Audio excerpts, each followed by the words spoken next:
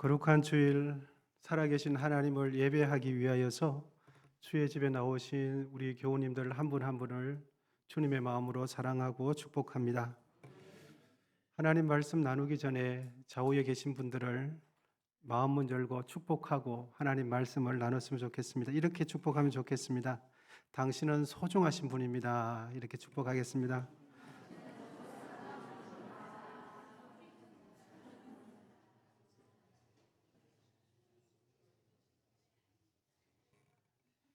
하나님께서 우리 모두를 소중하게 여기시는 줄 믿습니다. 그런 의미에서 서로를 더욱 소중하게 여기시고 더욱 사랑하실 수 있기를 축복합니다.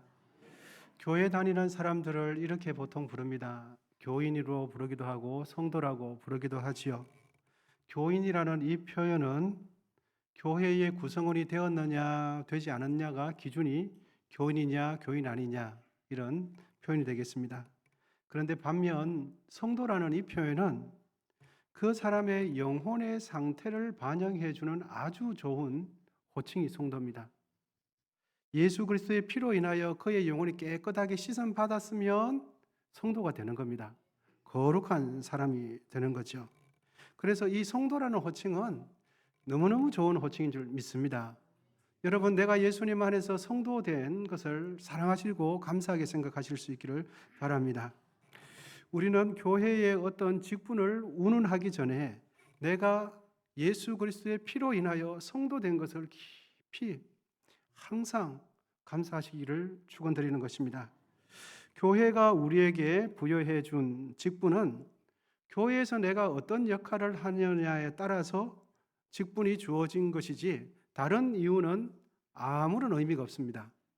그래서 교회에서 내가 하는 역할에 따라서 그 직분을 준 것뿐이지 나의 존재성에 대해서는 아무런 상관이 없어요.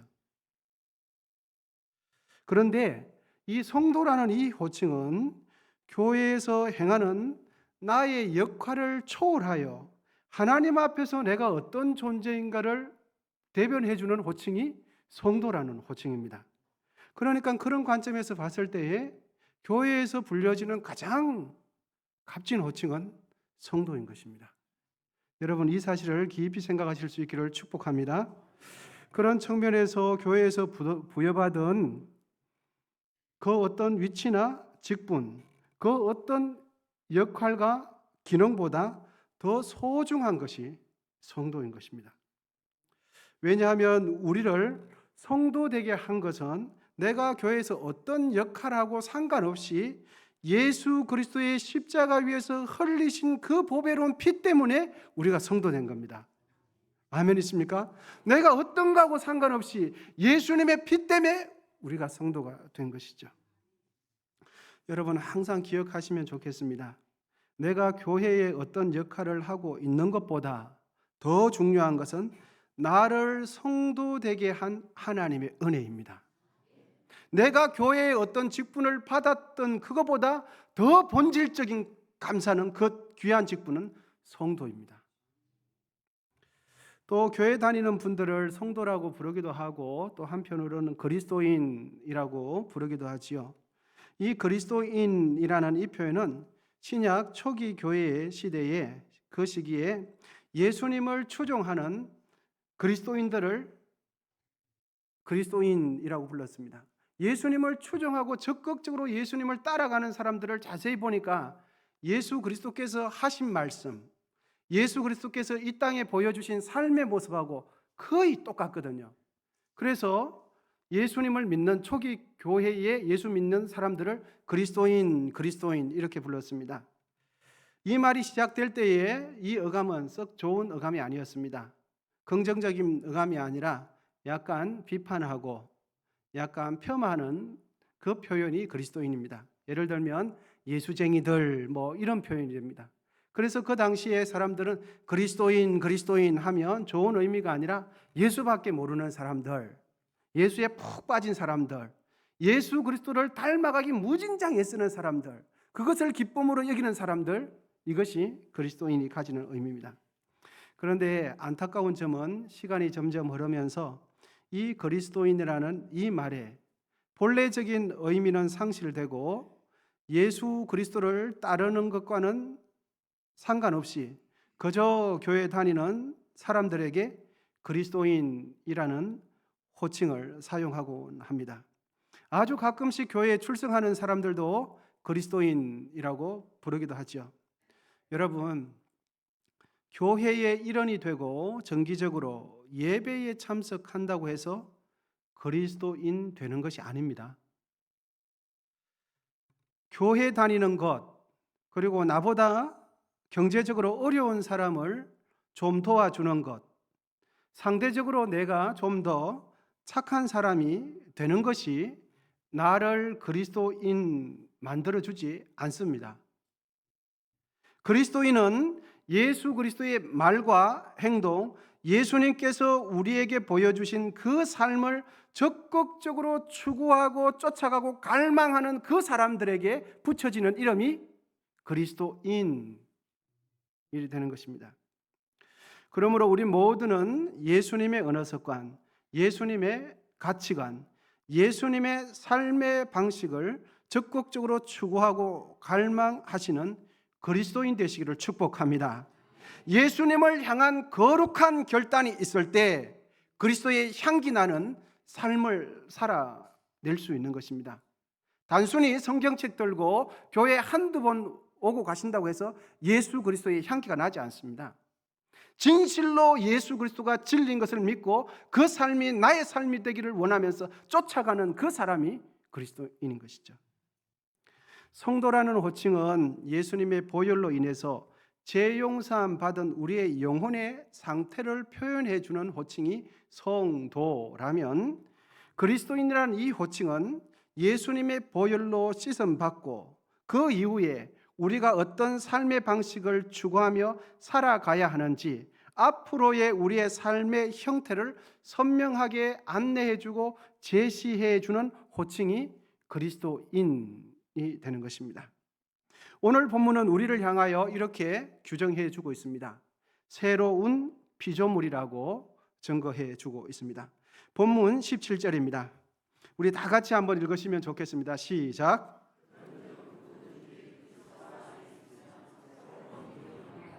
이전 것은 지나갔으니 보라 새 것이 되었도다. 아멘. 우리를 향하여 성경은 새로운 피조물이 되었다고 선언해 주고 계십니다. 여러분, 이 말씀을 예수 그리스도 안에서 우리가 새로운 피조물 되었다는 이 말씀을 현재의 나의 기분, 현재의 나의 감정, 최근 나에게 일어나는 상황과 형편, 그리고 지금까지 내가 살아왔던 삶의 인생관과는 전혀 상관없이 이 말씀을 그대로 믿으실 수 있기를 축복합니다. 지금 나의 기분이 좀 좋지 않더라도 내가 예수님 안에서 새롭게 된 피조물이라는 이 말씀을 신뢰하시기를 바랍니다. 그리하여서 내가 내 자신을 바라볼 때도 예수님 안에서 새로운 피조물이 된 것으로 보실 수 있기를 축복합니다.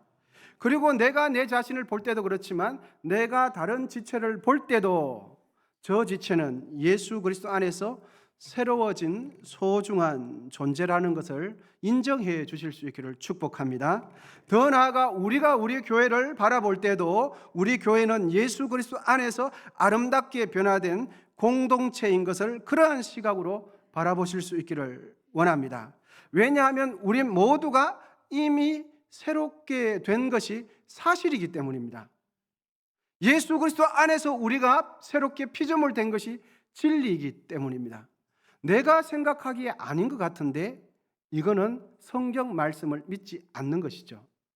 나의 생각과 나의 감정과 나의 경험하고 상관없이 예수 그리스도 안에서 우린 모두는 새로운 피조물 됐다는 이 진리를 믿으시기를 축복합니다. 오늘 본문은 내용상 3개의 단락으로 나누는 것이 가능합니다.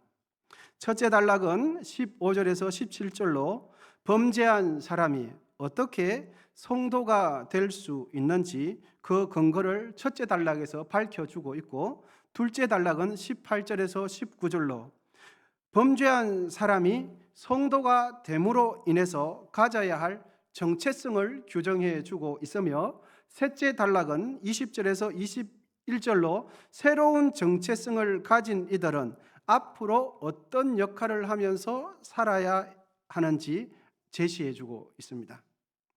여러분, 허물과 죄가 많은 우리가 어떻게 거룩하게 되었습니까? 우리가 어떻게 성도가 되었습니까? 그것은 바로 예수님의 대속의 죽음 때문입니다. 예수 그리스도의 대속의 죽음이 저와 여러분을 거룩한 사람 되게 하였습니다. 하나님 앞에서 조차서 우리는 거룩한 사람이 되었습니다. 왜? 예수님께서 나의 죄를 대신하여 십자가 위에 피 흘려 죽어 주셨기 때문입니다. 내 죄를 대신하여 대가를 치러 주셨기 때문이지요. 오늘 본문 15절입니다. 그가 모든 사람을 대신하여 죽으심은 살아있는 자들로 하여금 다시는 그들 자신을 위하여 살지 않고 오직 그들을 대신하여 죽었다가, 할렐루야. 여러분, 우리가 거룩한 사람, 성스러운 사람이 될 수 있었던 것은 예수 그리스도의 대속의 죽음 때문입니다. 그런데 이런 생각이 문득 드실 수 있습니다. 예수님께서 십자가에 죽으신 그 죽음은 2000년 전에 역사적으로 있었던 사건인데, 과거도 아니고 대과거에 있었던 사건인데, 2000년 전이면 우리는 이 땅에 태어나지도 않았던 사람 아닙니까? 이 땅에 태어나지도 않았는 그 사건이, 2000년 전에 있었던 사건이 어떻게 나와 연관성이 있을 수 있는가 하는 것이죠. 2000년 전에 있었던, 오래전 과거에 있었던 일이 그 예수의 대속의 죽음을 현재 나의 일로 인정하기에는 다소 매끄럽게 이해가 되지 않을 수도 있으십니다. 사람은 유한한 시간 속에서 살아가지요. 그래서 시간이 정해져 있기 때문에, 시작과 끝이 있기 때문에 사람에게는 과거가 있죠. 그리고 현재가 있습니다. 그리고 미래가 있죠. 과거, 현재, 미래가 나눠질 수 있는 것은 시간이 유한하기 때문이죠. 그래서 이렇게 시제를 따라서 인생을 구분하면서 살아갑니다. 그런데 여러분, 과거, 현재, 미래가 없는 존재에게는, 시간 밖에 있는 존재에게는 이 시간이 의미가 없습니다. 시간을 만들어내신 창조주에게는 시간이 의미가 없습니다. 왜냐하면 그분에게는 과거, 현재, 미래가 있는 것이 아니라 항상 현재만 있으십니다. 왜냐하면 끝과 시작이 동일하기 때문입니다. 그래서 2000년 전에 죽으신 예수님의 그 십자가의 사건이 영원하신, 현재만 존재해 계시는 하나님 시각으로 볼 때는 그 대속의 죽음이 오늘 우리를 살아가는 우리의 존재와 아무런 연관이 없는 게 아니라 얼마든지 직접적인 내용이 될 수 있다는 사실입니다. 여러분, 할렐루야. 그러므로 하나님의 영원하신 존재성 안에서는 과거가 현재가 될 수 있는 겁니다. 미래가 현재가 될 수 있는 것입니다. 그래서 우리에게는 영원한 생명을 가지고 있는 것이죠. 그러므로 우리는 예수 그리스도 십자가 대속의 죽음을 통하여 거룩한 성도가 된다는 이 사실, 되었다는 이 사실을 굳게 믿으시기를 축복합니다. 예수 그리스도께서 내 죄를 위하여 십자가에 죽으신 이 진리는 사실입니다. 예수 그리스도의 죽음을 통해서 나의 죄가 해결되었고 나는 하나님 앞에서 거룩한 사람, 성도가 되었음을 확신하실 수 있기를 축복합니다. 대속의 사건으로 거룩하게 된 우리의 존재에 대한 정체성을 본문 17절은 이렇게 규정해 주고 있습니다. 새로운 피조물. 이렇게 우리의 존재의 정체성을 규정해 주고 있습니다. 새로운 피조물이 될 수 있었던 그 근거는 바로 그리스도 안에 있으면입니다. 그래서 17절 상반절만 우리 큰 목소리로 확신을 가지고 한번 읽으시면 좋겠습니다. 시작. 은즉 누구든지 그리스도 안에 있으면 새로운 피조물이라. 아멘. 예수 그리스도 안에 있는 분은 새로운 피조물이 되었습니다. 예수 그리스도 안에 있다라는 이 말은 예수 그리스도와 연합한 상태를 이야기해 주죠. 예수 그리스도 밖에 있으면 하나님과는 상관이 없는 존재가 되지만 예수 그리스도 안에 있으면 하나님의 생명이, 예수님의 생명이 우리에게 증가되는 것입니다. 그리스도 예수 안에 있는 자에게는 그러므로 이전과는 전혀 다른 예수 그리스도의 생명이 우리에게 부여된 존재가 예수 그리스도 안에서 새롭게 된 피조물이 되는 것이죠. 요한복음 5장 24절은 이 말씀을 기록해 주고 있습니다. 내가 진실로 진실로 너에게 이르노니 내 말을 듣고 또 나 보내신 이를 믿는 자는 영생을 얻었고 심판에 이르지 아니하나니 사망에서 생명으로 옮겼느니라. 할렐루야. 예수 그리스도 안에 있는 자에게는 사망에서 생명의 자리로 옮겼습니다. 그러므로 여러분, 누구든지 예수 그리스도 안에 있으면 소속이 바뀌게 되어 있습니다. 예수 그리스도 밖에 있을 때는 사망이 나의 소속이었는데 예수 그리스도 안에 있으면 예수 그리스도 인하여 생명이 나의 소속이 되는 것이죠. 누구든지 그리스도 안에 있으면 그의 영혼의 상태는 죄의 상태에서 의의 상태로 변화되었음을 믿으시기를 바랍니다. 앞서 말씀드렸죠. 나의 형편이나 상황이나 기분이나 지식과 상관없이 이 말씀을 확신하시기를 축원드립니다. 여러분, 보석은 어디를 갖다 놓아도 보석은 보석입니다. 오물이 묻어 있어도 보석이지요. 오물이 묻어 있다면 그 먼지를 털어내고 닦아내면 그만입니다. 그러면 보석은 제 가치를 하는 것이죠. 예수 그리스도 안에 있는 우리는 하나님 앞에서 의인입니다.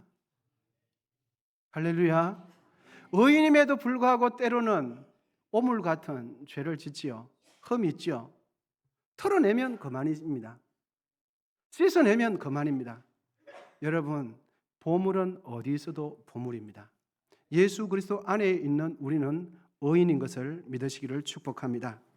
예수 그리스도 안에 있는 우리에게는 하나님의 생명이 우리에게 있다는 이 사실을 믿으시기를 바랍니다.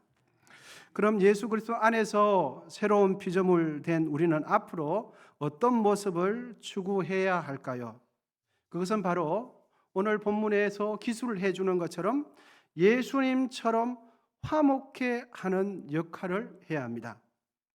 새로운 피조물 된 우리가 추구해야 할 모습은 예수님처럼 내가 있는 그곳에 그 자리에서 화목해 하는 역할을 하는 것입니다. 오늘 본문 18절과 19절입니다. 우리 다 한 목소리로 읽으시면 좋겠습니다. 18절입니다. 시작.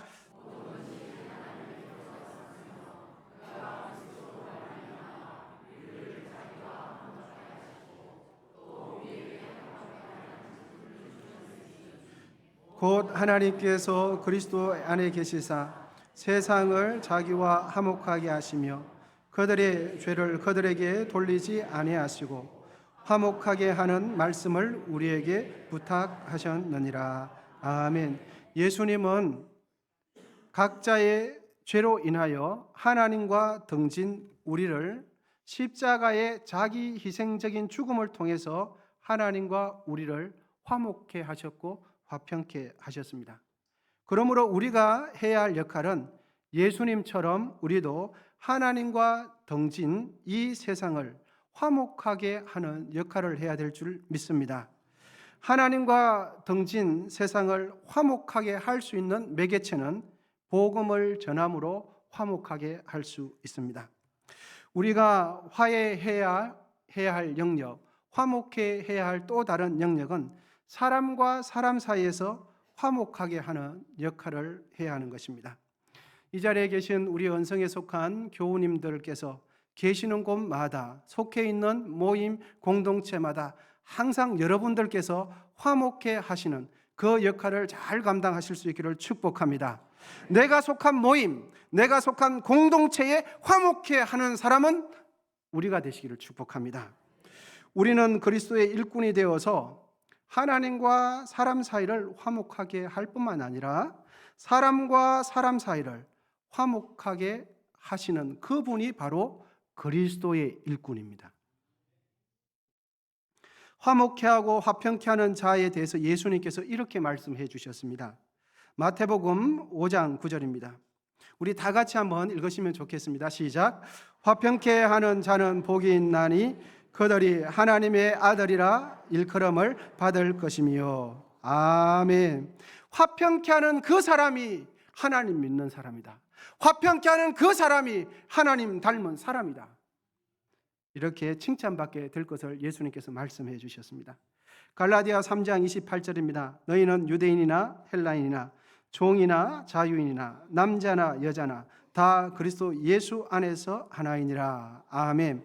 그러니까 예수 그리스도를 통하여 유대인이나 헬라인이나 종이나 자유인이나 남자나 여자나 다 화목하게 되었다는 것입니다. 다 화평하게 되었다는 것입니다. 예수님은 하나님과 사람 사이 이 수직적인 관계를 화평하게 하셨을 뿐만 아니라 사람과 사람 사이 수평적인 관계도 예수님께서 화평하게 하셨습니다. 그러므로 이제 우리도 예수 그리스도 안에서 새로운 피조물 된 이 은혜만을 주장할 것이 아니라 예수 그리스도께서 우리에게 주신 화평케 하라고 주신 이 직분까지 잘 감당하실 수 있기를 원하는 것입니다. 우리가 하나님의 자녀된 것만 감사할 것이 아니라 예수 그리스도를 통하여 우리에게 주신 화목의 직분을 잘 감당하셔서 하나님의 자녀다 칭함받는 우리 모두가 되기를 원하는 것입니다. 여러분, 우리는 누구입니까? 우리는 예수 그리스도 안에서 새로운 피조물 된 존재입니다. 그럼 새로운 피조물 된 우리가 해야 할 일은 무엇입니까? 예수님처럼 화목케 하는 역할을 우리가 해야 합니다. 찬송가 508장 후렴에 보면 이런 가사가 있습니다. 주 내게 부탁하시니 천사도 흠모하겠네. 화목케 하라심 구주의 말씀을 온 세상 널리 전하. 우리 다시 한번. 주 내게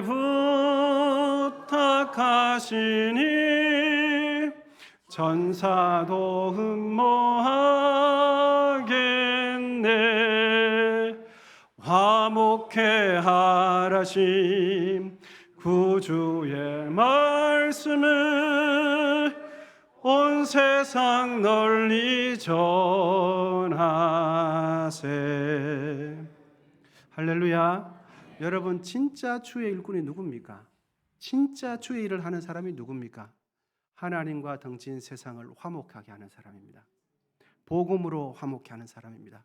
그리고 내가 있는 그곳에 하나님을 대신하여 예수 그리스도의 사신이 되어서 우리가 그 공동체를 화평의 공동체로 책임져지게 하는 그 일이 주의 일하는 겁니다.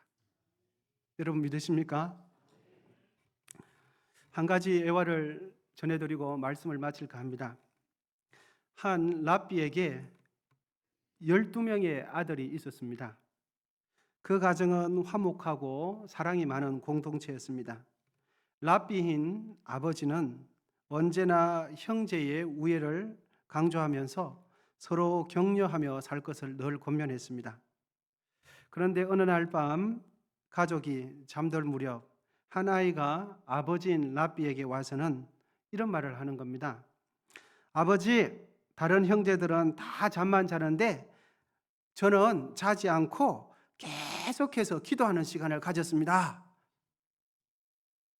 이렇게 말을 했습니다. 그러자 랍비 되는 그 아버지는 빙긋이 웃으면서 이렇게 다일렀다고 합니다. 얘야, 그래서는 안 된단다. 다른 형제의 흉을 보는 것보다 다른 형제와 같이 잠을 자는 편이 훨씬 나은 거란다. 여러분, 우리 모두는 예수 그리스도 안에서 새로운 피조물이 되었습니다. 내 자신을 바라볼 때도 새로운 피조물 되었다는 것을 믿으셔야 하고요. 다른 지체를 볼 때도 새로운 피조물이 되었다는 것을 인정해 드려야 되고요. 우리가 우리 교회를 바라볼 때도 새로운 교회가 되었다는 것을 믿으셔야 됩니다. 왜냐하면 이것이 사실이고 진리이기 때문입니다. 이제 하나님께서 우리에게 주신 이 화목의 직분을 늘 수행하심으로써 하나님의 아들이라는 칭함을 받으실 뿐만 아니라 하나님께 영광 올려드리는 우리 모두가 되시기를 축복합니다. 예수님의 대속의 죽음으로 성도된 우리는 화평케 하는 자가 되셔야 합니다. 마음의 상처 입은 자를 진심으로 위로해주고 낮은 자를 높여주고 우는 자와 함께 울어주고 웃는 자와 함께 웃어주면서 죄인들에게 복음을 전함으로 수직적인 화평과 수평적인 화평을 실천하는 진실로 그리스도의 일꾼 다 되시기를 축복합니다. 기도하겠습니다. 하나님, 우리 모두를 성도로 삼아주셔서 감사합니다. 또한 우리를 예수 그리스도를 닮아갈 수 있는 그리스도인 되게 하시니 감사합니다.